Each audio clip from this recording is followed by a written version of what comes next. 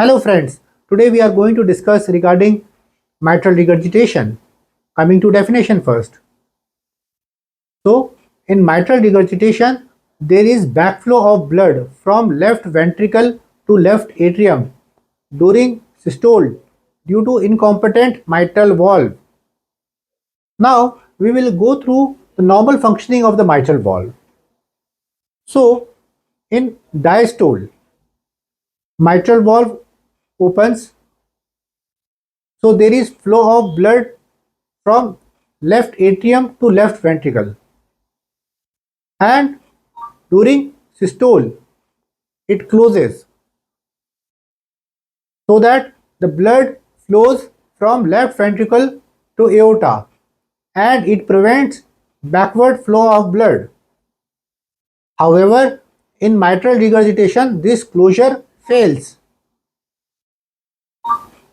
Now we will go through the causes or etiology of mitral regurgitation. First, structural causes. Structural causes may include: number 1, rheumatic heart disease, that is rheumatic affection of mitral valve. Number 2, mitral valve prolapse. Number 3, infective endocarditis. Number 4, degenerative or myxomatous changes. Number 5, in patients with congenital cleft leaflet. Now we will go through the functional or secondary causes of mitral regurgitation. Functional causes may include: number 1, dilatation of left ventricle, as in the case of dilated cardiomyopathy.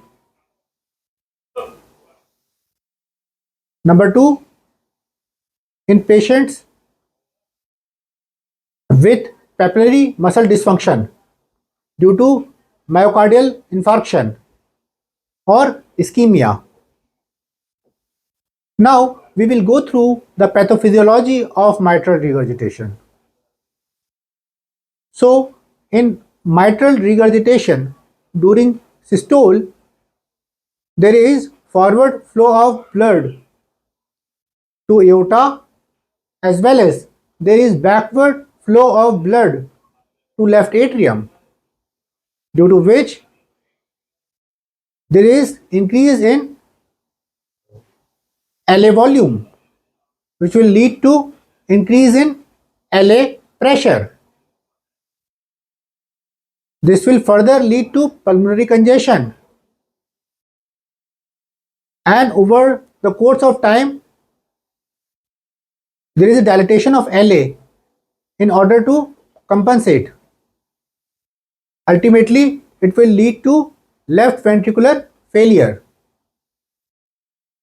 It is noteworthy that in mitral regurgitation it is a volume overload condition in LA, whereas in case of mitral stenosis it is a pressure overload condition. Now we will go through the types of mitral regurgitation. It can be classified into two types. Number 1, acute mitral regurgitation. Number 2, chronic mitral regurgitation. Now coming to acute mitral regurgitation first. Now in acute mitral regurgitation, onset is acute and it can be due to myocardial infarction, papillary muscle dysfunction or endocarditis. LA does not get time to get adapted, so patient may develop pulmonary congestion or shock. Now in chronic mitral regurgitation, the onset is gradual, so there is dilatation of LA and LV as a compensatory mechanism, and patient usually develops symptoms later, in the later stages. Now we will go through the clinical features of mitral regurgitation. Coming to symptoms first.